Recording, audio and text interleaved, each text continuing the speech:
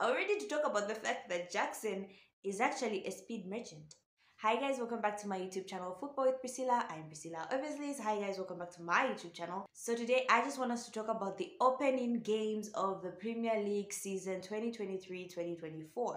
But before we get into the video for today, make sure you share, like, and subscribe. Make sure you share, like, and subscribe, and turn your notifications on to know when next I post a video. Before we get into the video for today, I just want to say thank you to everyone that tuned in for my previous video. When I was predicting the top 6, it had a lot of views and it just had a lot of likes. For me, a lot of likes is 15 likes. Yeah, 15 is a lot of likes for me. So thank you so much for everyone that tuned in and watched and actually enjoyed my video. And we are now on 160 subscribers. So thank you so much, guys. If you guys get me to 200 subscribers, I will buy the Arsenal jersey. And if you people know me, I'm a huge Manchester United fan. I don't like Arsenal. I don't like Chelsea. I don't like Liverpool. And who else don't I like? I can stand Man City. When it's all said and done, I think I can stand Man City as opposed to Chelsea, Arsenal, and Liverpool. So if you guys get me to 200 subscribers by Saturday, I am going to buy an Arsenal jersey. You heard it from here, ladies and gentlemen. If you guys can get me to 200 subscribers by Saturday, I'm buying an Arsenal jersey. Ugh, the thought. Ugh. Anyway, so let's get into the video for today.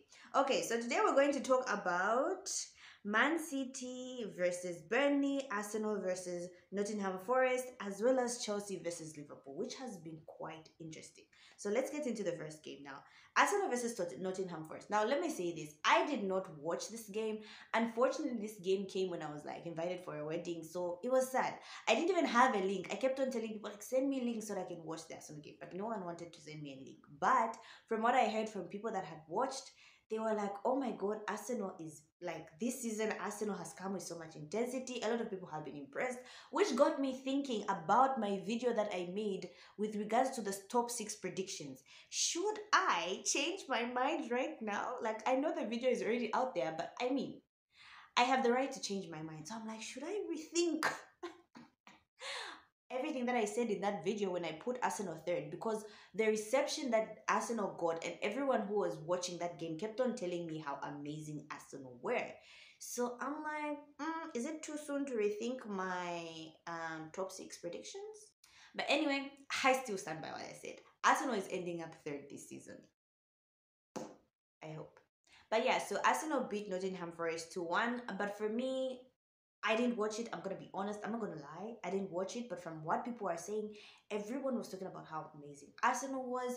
And the people that were saying that, I believe them. So I'm assuming Arsenal were that good. Now, I know I watched a few highlights here and there.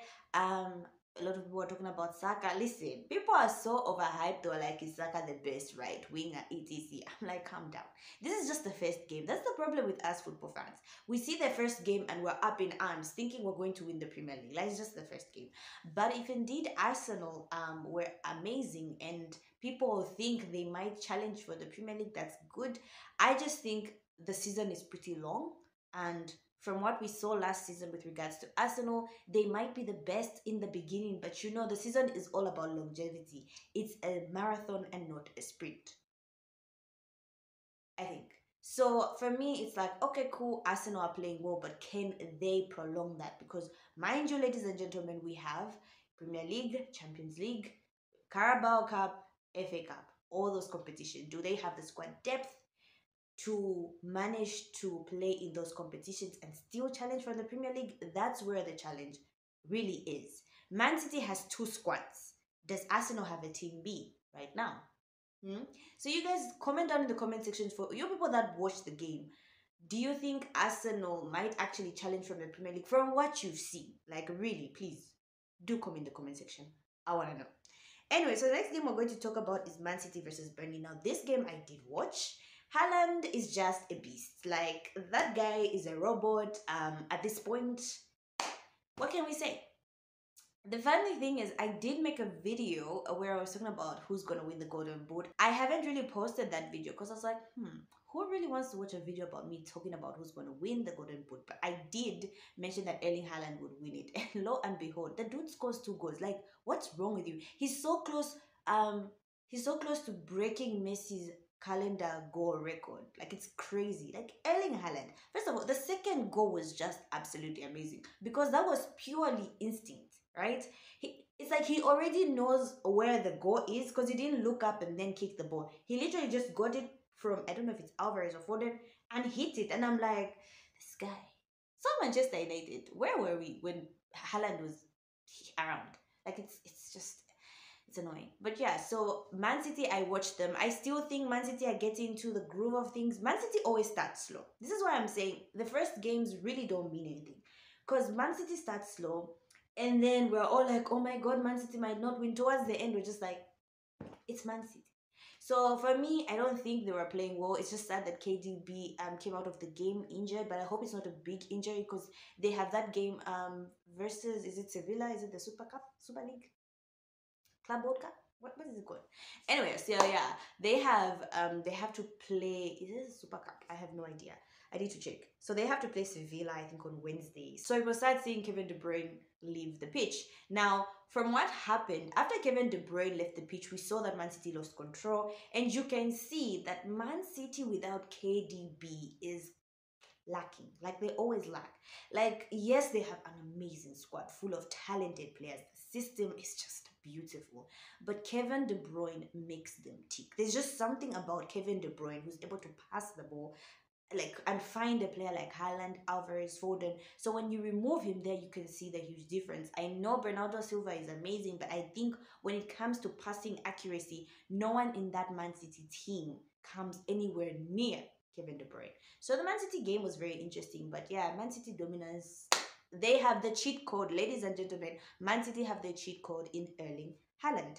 Okay, so the final game that I want to talk about is the Liverpool versus Chelsea game. Now, this game was actually interesting. I think this game is the one that brought us into actually realizing that Premier League is finally back. Of course, the game served. I think it was interesting. Second half, I think it was dull a bit. First half was very intense. I think Liverpool dominated the first half. Second half, Chelsea tried to get back in the game, which they did, but I think it was just a dull. I don't think there was any game better to open the season than Chelsea versus Liverpool.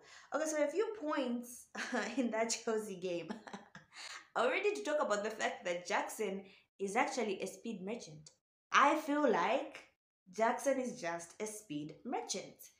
Or maybe, listen, he might grow to be a DJ Drogba.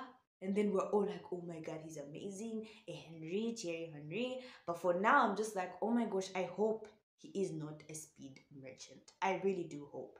Because the chances that he was failing to score, I'm like, oof, yeah, this is not going to be going well for Chelsea. But yeah, so is Jackson a speed merchant? I feel like Chelsea need a striker. I feel like Chelsea need an out-and-out striker.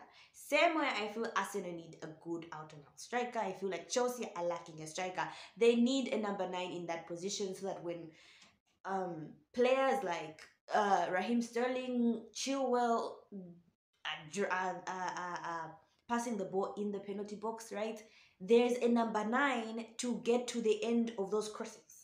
But unfortunately, Sterling will cross, Chilwell will cross, but there's no number 9 with that natural movement to find those balls. And I feel like Jackson, maybe he can develop into being a good number 9, but I don't see the movement of a natural number 9. A natural number 9, you can see by their movements, how they move, they anticipate where the ball is coming, they're always at the end of crosses, and I just don't see Jackson being that. Maybe he can grow into it, I don't know. I mean, this is the first game. I was saying that we can't judge a lot of things over the first game. Another thing that I want to talk about with regards to Chelsea is Chelsea announced James as their captain, right? And then I heard them like, are you sure? How many games is he gonna play? And immediately when they said James would be their striker, in my head I'm like, who's their vice captain? Because unfortunately James is so injury prone, so you know he's not gonna play the entire season, all the games. So I was already thinking, who's their vice? And then they announced Chilwell as their vice. I was like, what is this? Who's their third option? That's what I thought. I was like, okay, these two are injury prone. Unfortunately, it's unfortunate. So listen, they should give their captaincy. I want to know who their third option is, because their third option is going to be the one who will literally be the captain, like OG captain, because these others, I feel like, won't play as many games. So I want to know who the third option is. Maybe they should give it to Enzo Fernandez. What do you guys think? Sterling? I don't know.